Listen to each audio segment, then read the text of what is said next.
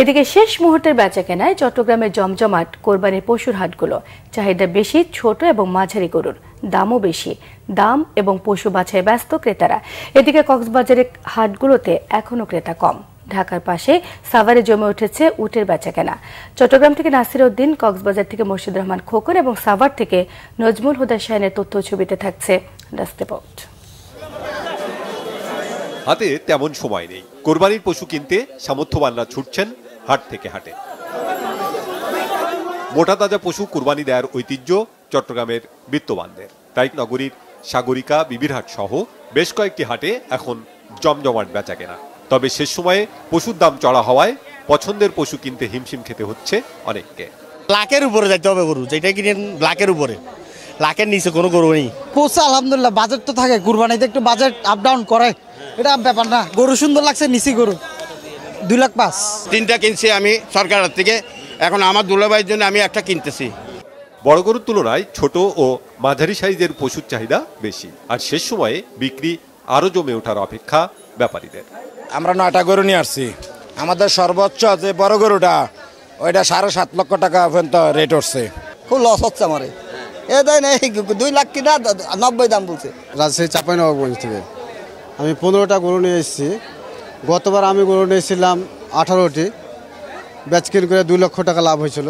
আশাবাদী এবারও 15টা নিয়ে এসেছি আমি, আশাবাদী কি লাভ হবে। ওই দুইটা মূল্য 6 লাখ। এ 7 লাখ হলে 8 লাখ হলে দিয়ে দেবো। এদিকে চোরাই পথে আনা গরুতে 6 লাভ কক্সবাজারের কোরবানির গরুর হাট। দামও তুলনামূলক কম। এরপরও ক্রেতা কম থাকায় অসন্তোষ বিক্রেতাদের। গত বছরের সাথে এবছরে কিন্তু গরু মোটামুটি প্রাইস কম, দাম কম, মানে ভালো দেখা যাচ্ছে গরুগুলো, ভালোই তো বিক্রি হচ্ছে। এখানে মায়ানমার থেকে আসছে গরু, চকরিয়া থেকে আসছে, রামু আসছে। অন্যদিকে সাভারের তুরাগ এলাকায় বাণিজ্যিকভাবে গড়ে ওঠা খামারে বিক্রি হচ্ছে উট। প্রতিটির দাম হাঁকা হচ্ছে 20 থেকে 25 লাখ টাকা। অর্গানিক ঘাস, ছোলা, ভুট্টা, ডাবলি সহ নানা ধরনের খাবার দিয়ে বড় করা হয়েছে এসব উট। উট যে খাবারগুলো খায় এগুলো বাংলাদেশে সব সার্বক্ষণিকই পাওয়া যায়, এবং এগুলোর তথ্য তালাপির জন্য ভালো পারদর্শী লোক থাকলেই উট লালন পালন করে বাংলাদেশে ভালো কিছু অর্জন করা সম্ভব। যখন আমরা রাজস্থান থেকে আনছি তখন একটা উটও আমাদের কথা শুনতো না।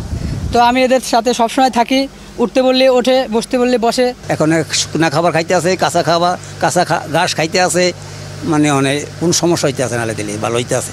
একটা উট ইনশাল্লাহ ক্রয় করতে চাচ্ছি এবার। উট মরুভূমির জাহাজ প্লাস ইসলামের সাথে একটা সুন্দর উটের একটা ইতিহাস আছে। সেই দৃষ্টিকোণ থেকে আর কি আমাদের একটা ইচ্ছা যে একটা উট এবার কোরবানি ইনশাল্লাহ যদি দিতে পারি, এটা আমার বড় ভাইয়ের ওনার ইচ্ছা আর কি। ঈদের আগের রাত পর্যন্ত কোরবানির পশুর বেচাকেনা আরো জমে ওঠার অপেক্ষায় খামারি ও ব্যবসায়ীরা। Banglavision news desk.